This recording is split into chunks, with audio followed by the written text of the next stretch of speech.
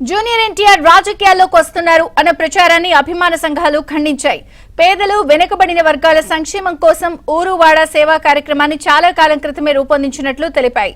ఈ నెల 18న జరిగే కార్యక్రమానికి రాజకీయాలకు ఎలాంటి సంబంధం లేదని స్పష్టం చేశాయి. సేవా కార్యక్రమాలను రాజకీయాలతో ముడిపెట్టొద్దని సూచించాయి.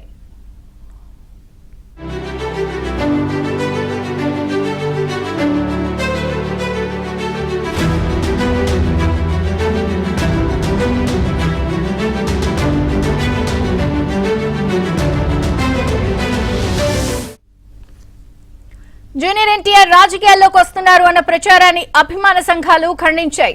పేదలు వెనుకబడిన వర్గాల సంక్షేమం కోసం ఊరువాడ సేవా కార్యక్రమాన్ని చాలా కాలం క్రితమే రూపొందించినట్లు తెలిపాయి. ఈ నెల 18న జరిగే కార్యక్రమానికి రాజకీయాలకు ఎలాంటి సంబంధం లేదని స్పష్టం చేశాయి.